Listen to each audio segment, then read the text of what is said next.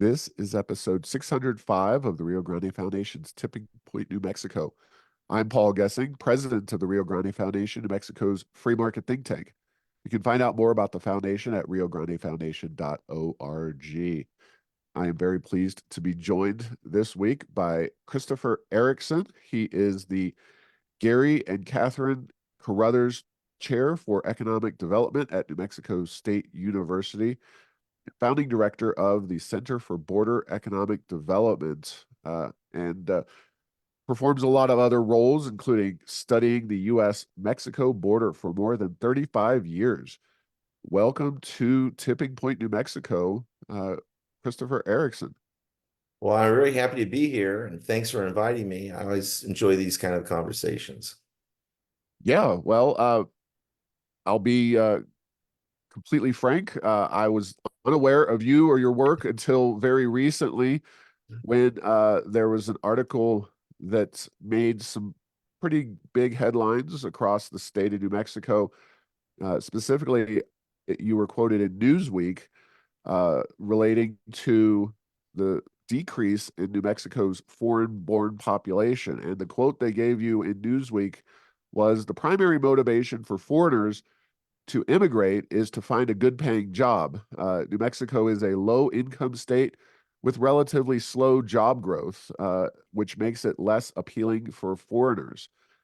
So when I see quotes like that, that basically reflects kind of the perspective of the Rio Grande Foundation. And, our charge is to really try to push ideas that would change that situation, not necessarily on the immigration front, although as a free market economics think tank and head of that think tank, I really am okay with immigrants moving here to New Mexico if we all have better paying jobs, more prosperous economy, and are more attractive to people, whether they're foreigners or Americans. So I guess I'll start by, do you want to elaborate on your comment? Do you Yeah. want provide more context? Because I agree with you 100%, but I'm very interested to find out more from your perspective. Well, New Mexico has a number of long-term problems that have been persistent since I moved here in 1987. I remember giving talks in that right after moving here, in which I called out certain state policies that have remained essentially in place since then, across Democratic, Republican administrations. And the big problem we have, of course, and this is going to be a surprise to anybody, is our atrocious K-12 educational system. It's systematic statewide child abuse. And I know that's a harsh comment, but I think that's what you can say. And and and the problems arise mainly at the state level, not at the district levels, not the local levels. We're one of the very few states in the country that has a central as centralized a educational system as we have. All the funding coming to the state and then being, or I shouldn't say all, the vast majority of the funding coming to the state and then being reallocated to the districts, rather than letting the districts raise their own taxes based on their ability to convince their own citizens to fund them. And that leads, and that I think is a fundamental problem with our educational system, is too much centralization at the state level. Then we have and then we have the oil and gas industry, which is a very vital part of our economy, that contributes a lot to our economy and contributes even more to our tax base. And that money is being squirreled away. I mean, it's like the governor, Lujan Grisham, but also her predecessors, have a big, like Scrooge McDuck. You open up a vault door and they go swimming in a pool of money that is the various funds that we fund out of oil and gas. If we add those all together, it's about $500 billion, and it is the 31st largest sovereign fund in the world. Hold And on, you said $500 billion? I think that's right. Maybe I'm trying. When I said that, I'm thinking maybe I should double check and make sure it's not $550 billion. So I think it's probably 50 billion. Yeah, But you're I'll go right. with The that. number 50 has billion. continued to grow and Yep. expand. And the most recent data I saw was from like before the legislative session, Yes, and it exactly. was That's the same. 43. Yep, But that's the same uh, data I'm looking at. got it. Okay, and I'm Yeah, you know, my but it's apologies, it's but still a lot of money. it's 31st largest in the world, and when we have the kind of problems we have in this state, there's a lot of things you can spend that money on that would help us today, that would help our children today, and not wait for some mythical era in the future when we're going to run out of oil and gas. So what would you do? I guess Well, because so far you've said everything I would agree a thousand yep. percent with. Yep. So, well, one thing we could do, and I think you're going to disagree with this one, radically increase the salaries we pay our state officials and our teachers so that we are able to attract the very best. And that right there, I'm going to argue that personnel is policy and that having good, competent people in place is the key to having an efficient government. Because no one wants an inefficient government. Nobody wants a government. And by the way, I'm not saying the people who are there now are incompetent. I am saying that there are that the term economists uses adverse selection. If you don't pay a salary that's competitive nationally, not just locally but nationally, you're not going to be able to attract people to the state who are competent, and you're not going to be able to retain people in the state who are competent. And of course, as you know, one of the biggest problems New Mexico has is our brain drain, that we lose people to other states. And if we paid better salaries at the state level, at the local level, we would be able to attract better quality employees. Again, I'm not saying that my wife is a school teacher. I'm not saying that every school teacher is incompetent. That's not or I am saying that on average, you'll have better quality people if you pay them better.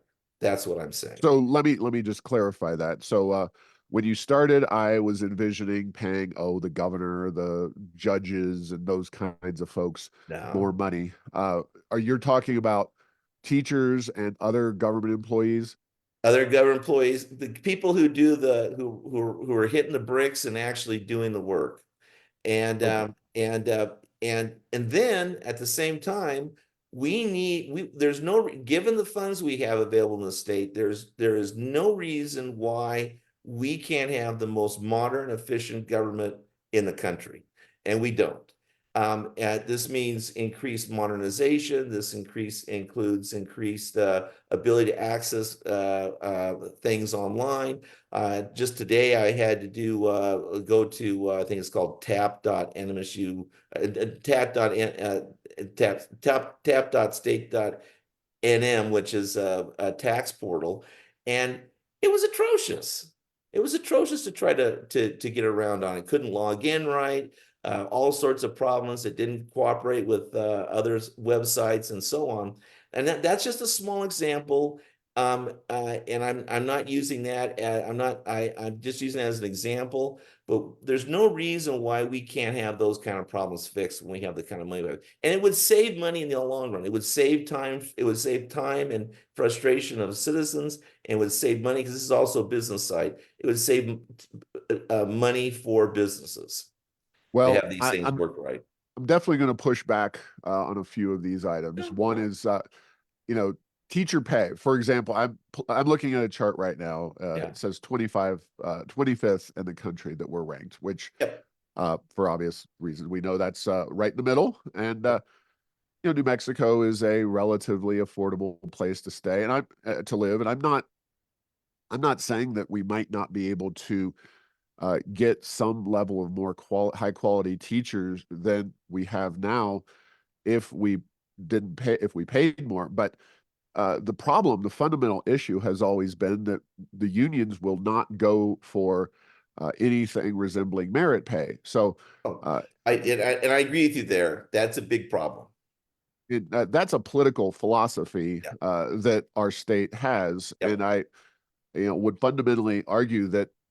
too many in the state have a mediocre approach to life, and the elected Yep. officials that we have embrace that and get to that very medium level. Because I mean, right now we've been out preaching my foundation for the last few years. Look, we got these massive surpluses. This is the time that we should be doing everything that we can to reform New Mexico's economy.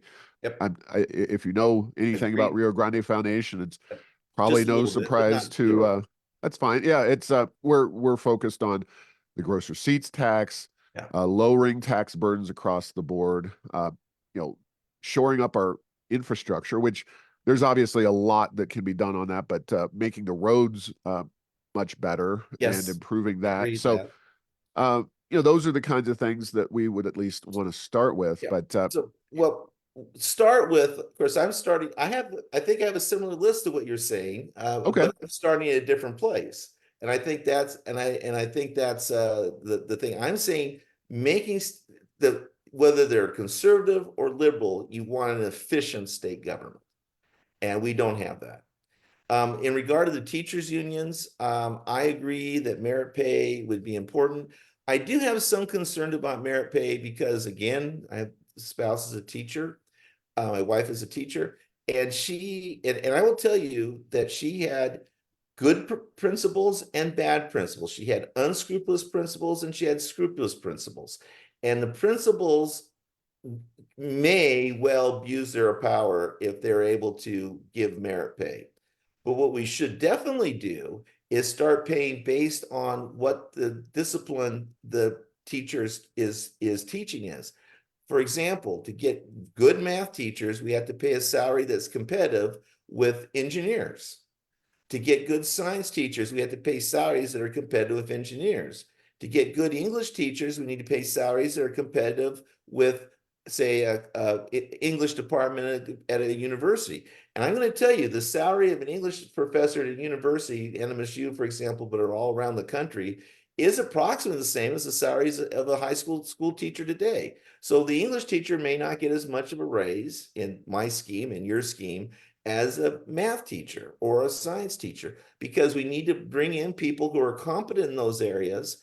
And that means paying salaries that compete with private sector jobs in that area. Now, of course, teaching is not a private sector job. You get summers off, you get a lot more vacation, and you have a lot more autonomy than a lot of jobs. So I'm not saying it has to be exactly the same, but right now we really have trouble attracting science teachers and math teachers into the classroom. Not as much trouble getting English teachers and others like that. So I'm a little bit different from your comment about merit pay. I'm talking about pay based on the discipline the teachers working in. well, I agree certainly that it's a challenge to realistically assess how good or incompetent a teacher may be. And Susana Martinez did try while she was governor to implement a form of that, but it requires a lot of analysis and solid metrics because you're right, it can be unfairly applied. Now, I will say another thing, and that is that New Mexico has a strong tendency to invest or spend, as you might perceive it, in more physical things, not necessarily the basics like roads and bridges, but for example, in the realm of higher education, we're a big spending state when it comes to higher education. But as you allude to, the professors and teachers' pay is not necessarily uh, very high. But we have all these branch campuses. We have free college. We're a state that has geared itself towards that mindset, and we're still very high, subsidy state when it comes to higher education, Extremely but high. we're geared towards a different approach. So talk about that a little bit. Well, of course, and we also have the Opportunity Scholarship, which essentially makes college free for any high school graduate from New Mexico. And that is, and I think that is a program which, in some ways, and I should mention here because I'm about to criticize the governor and her plan, that I'm speaking for myself. and I'm speaking as, and I am not a representative of New Mexico, official spokesperson for New Mexico State University. And so, and I will say that I think that the way that construction is done in New Mexico is old fashioned, it's out of date, it's inefficient, it precedes the governor, but she hasn't done much to try to change it.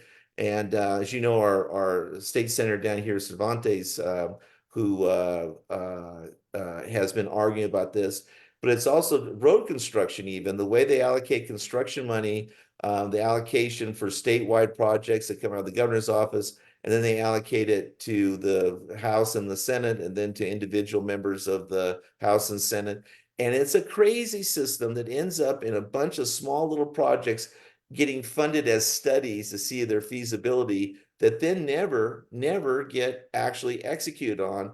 And these plans sit on a shelf and they never ever get acted on. And it's a very wasteful system. And we should go to a system that's adopted in almost every other state, where there is a state budget for construction, where the governor takes into account, the governor and the officials of the executive branch take into account the political considerations, as they should, take into account population, business needs, and just have one unified budget for the whole state in terms of construction. Again, this is like the way they do it in every other state. And then I would argue that you talked about we have too many buildings in New Mexico. We have a very good credit rating. We like using our credit to build big things. We should not be, it's in many cases, it's not justified. There's too much housing on many, I shouldn't say too much building in many of the facilities that are operated by the state. And I would argue for changing the Constitution to allow more of that capital spending to go to things that are not buildings, but are still contribute to the overall growth of our economy. And I'm not completely sure that that would be very successful politically, but that's what I recommend. Well, a couple things there. One is, according to KOB Channel 4, New Mexico has $4.5 billion in state funding set aside for just the capital outlay budget. So that's in addition to the $50 billion you mentioned earlier sitting on the Right. sideline. So add Yeah. another 4.5, because you have to have the full amount for whatever college building or museum or this or that or whatever they're using that money for. Otherwise, it sits on the sidelines in these accounts. And secondly, according to the science and engineering state indicators, this is online data relating to higher education, full-time equivalent student funding, we're seventh highest in the nation among U.S. states. So that's, just You mentioned we were 25th in teacher pay and seventh highest in funding. This is exactly what I was talking about, that we have too much concentration at the state level and we're not getting it into the classroom. all right. So let's talk about the border and about immigration Sure. issues, Yeah.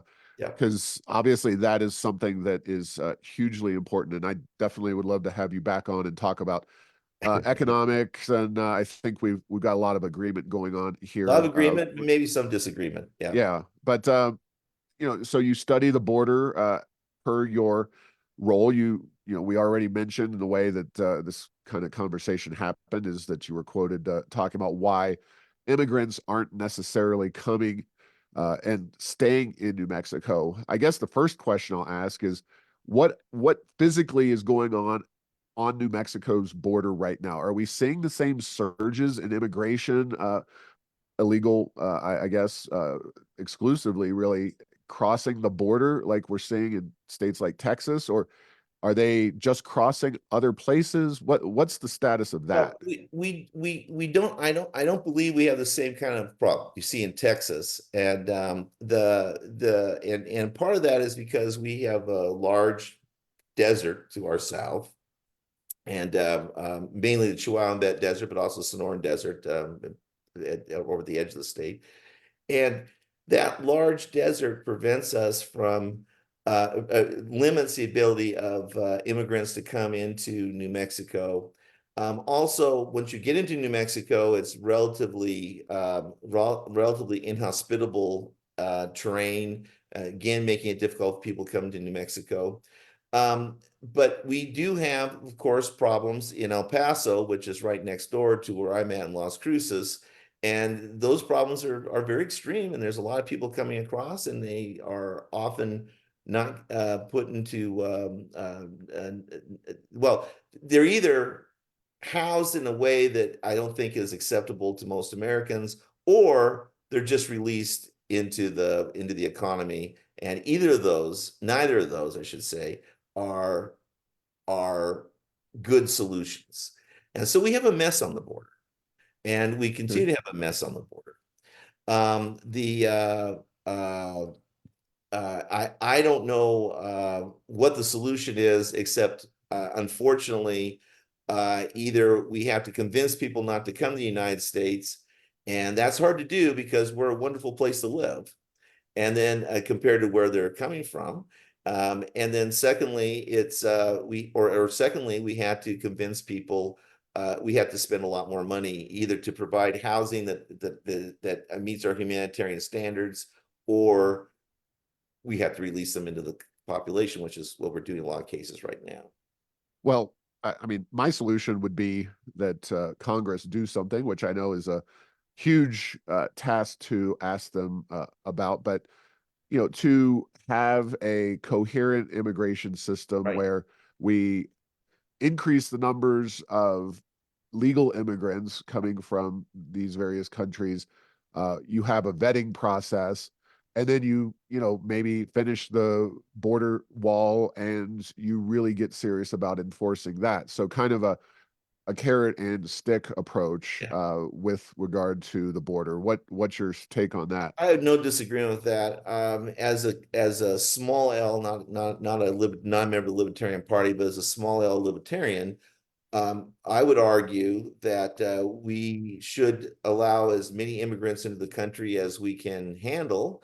I think that there's issues with people being willing to accept foreigners into their communities. There's issues with uh, being able to provide services to people coming into the country that we, again, as for humanitarian reasons, we may want to provide those services, but but at the same time it's expensive, and so we don't want to so we have to be concerned with that. But I'm in favor as many people in the country as we can. And I also agree with you that we ought to develop a visa system which is rational, which I think the only way we can do that is by dramatically increasing the funding for it. And of course, that's the rub.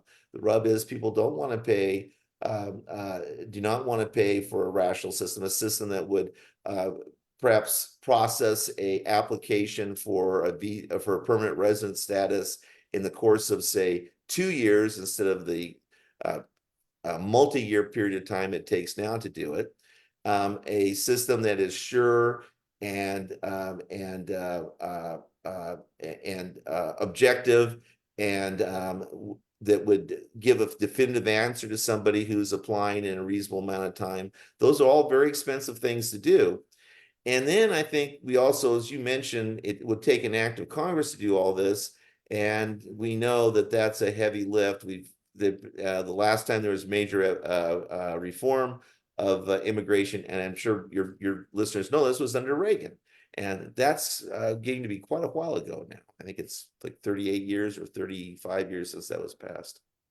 More than Yeah, 35. well, it I think processing would be something that I would be willing to, I also small L libertarian here, support, and I think a lot of people would be willing to support that. But back in the day in the 1900s, when you had Ellis Island in that situation, people couldn't just come here and expect to hop right on some form of government benefit. I do think that you should have either a nonprofit organization or a family or somebody that you're going to stay with or that's going to help support you, because those expenses are very steep, and they are very concentrated on the communities where those people choose Yes. to come and settle.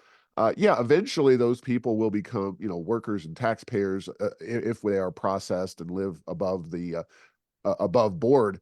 But the cost of educating their kids and the potential for crime and all the impacts, it's pretty dramatic in local communities. And I think that's where a lot of the outrage is happening right now. I agree. And if you look, I mean, there's large number of studies, and they have different results in different places. And I've read a large number of these studies, and I'll make this assertion based on my study of other people's work. Um, uh, I would argue that immigrants, both legal and legal, pay their fair share of taxes. However, the taxes primarily go to the federal government, Social Security being a big one, and also income tax, but Social Security being a big one. And then the local governments do not receive enough to compensate them for the cost, particularly of education, but also of indigent health care and other social services that would go to immigrants if they had the same rights to those social services as does a long-term resident. And so the problem is, how do we treat the local communities fairly? That is, help them with their burden of integrating people into their economy versus the fact the federal government is collecting a disproportionate amount of the taxes that even illegal immigrants pay. Of course, everyone pays property taxes, even if it's only in the form of higher rent. Everybody pays sales tax and gross receipts tax, regardless of the immigration status.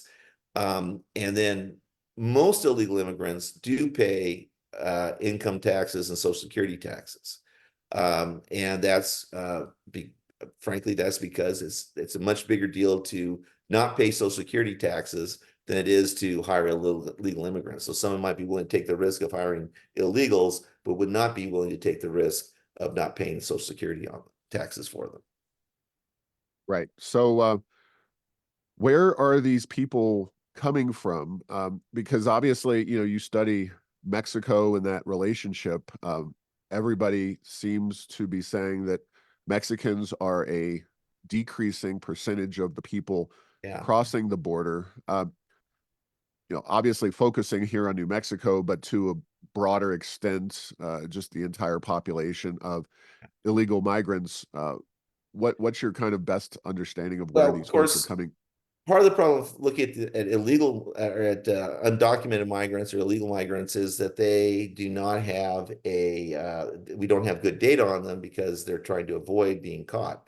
And but so the usual idea is that we just look, well, the ones we do catch, what we assume that the ones we don't catch have the same profile. So it's probably an okay assumption. Don't know if it's true or not, but let's assume it is. And based on that, we're getting far more from Central America, far more from Venezuela than we have historically. And that represents the political chaos, which also translates into economic chaos in those countries. It's as you could argue that the worst run country in the world right now is Venezuela. Maybe you might throw in Cuba or North Korea, but Venezuela would definitely be in there. And then you also have a great deal of gang activity in El Salvador and Honduras and even somewhat in Guatemala. Although I think, as I understand, the violence in Guatemala is a little bit less than it has been historically, or quite a bit less than it has been historically. And so this gang violence, coupled with economic chaos or horrible government policies in the case of Venezuela, is pushing these immigrants into coming to the United States. So I think many of them are coming because they're worried about the dangers in their country. But let's be clear. The reason why they're not stopping in Mexico is because of the economic opportunity in the United States. They're not. These aren't traditional asylum cases by and large. Well, they're not the Cold War type asylum cases where someone is fleeing communist powers, and it's very obvious that that if they were to stay behind in their country, that they would face persecution. Not that kind of thing, but these people may face persecution.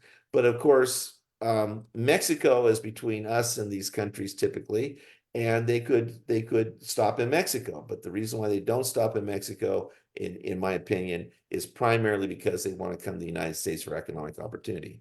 And of course, the Mexicans are not very hospitable to immigrants. They're not as they're not very friendly to immigrants, and that's also part of the reason why they keep traveling to the United States.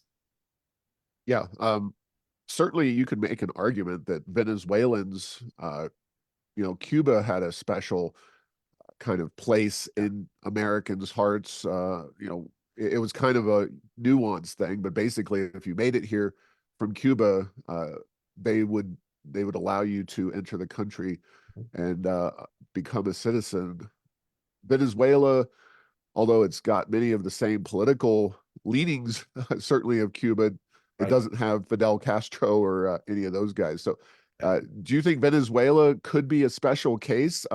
Obviously, there's a lot of other issues, including the Chinese and people coming from other countries outside of Latin America, and just wondering what their intentions are. But talk about Venezuelans first, and then Well, other countries. Venezuela is a atrociously run country. It's a commie. It is well, they call it Bolívarismo, but it's essentially a socialist or communist type of government where the government should run the businesses, and they don't do a very good job. And I'm imagining that your listeners are familiar with this already, but it is also a political enemy of the United States versus almost every other country in Latin America is either indifferent or a ally of the United States, with the exception also of Cuba.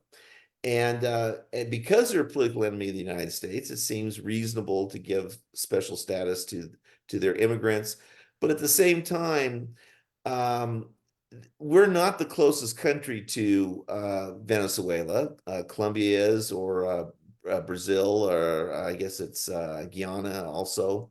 And those countries who border a area like Venezuela have special responsibilities. Now, when it comes to Cuba, depending which way you immigrate out of Cuba, we are the closest country to Cuba. And that gives us, under international law and and also, I think, morally, a different responsibility for Cubans than it does for people from other countries. And I will point out that the rules now are that if you're a Cuban and you make it to land, not to sea, you're still at the sea. If you make it to land, then you're given asylum. Uh, we do turn back boats now, whereas in the past the policy was the Coast Guard would pick up people at sea and bring them to the United States. Although that policy was eliminated decades ago. Yeah, yeah. Cuba's always had a little bit of a special Yeah. status there, and it's something interesting to think about and talk about. Rio Grande Foundation, our role is not focusing on immigration reform one way or the other philosophically. I've kind of outlined my viewpoints, but as a organization based in New Mexico, certainly the border is a particular concern, and would love to delve into that further. But at this point, why don't we just kind of wrap things up and any information people can read about you, find out more of your work and your writings on some of these important issues? Well, the best place to find out stuff about what we're doing is to go to the CBED website, which is CBED, Center for Border Economic Development. So CBED, CBED dot nmsu.edu. That's our website. And we have a number of projects that we have been doing. I will tell you, since we're primarily focused on economic development, that many of our projects are transportation related. So for example, right now we're involved with the Santa Teresa master plan, getting that ready. And what that will do is it'll talk about many of the issues we've talked about today. The need for infrastructure, the need for transportation, the need for housing in order to promote economic development on the border. Um, uh, and so we're a part of the College of Business at NMSU. We primarily are involved in educating students. That's why I do what I do, is so we have projects that are real life projects for them to work on. And and then those students go on, many of them go on to work in New Mexico. We just placed one of the students who's graduated from our program for example, as the new economist at the Department of Transportation, New Mexico Department of Transportation. And we have students all through state government working on the kind of issues that we've been talking about today. All right. Well, I appreciate your time, Chris, and thanks for all you're doing there at NMSU. And I know Wally is a big fan of the university, so go Well, Aggies. you All know, right. It's yeah. oh, sorry, Thank go you ahead. for having me. Thank you. All right. Thanks for listening to this week's episode. Find all episodes at tippingpointsnm.com or at the Rio Grande Foundation's YouTube channel. Subscribe to the show at Apple, Stitcher, or tell Google Home to play Tipping Point New Mexico. Thanks to Path 3 Marketing for producing this show.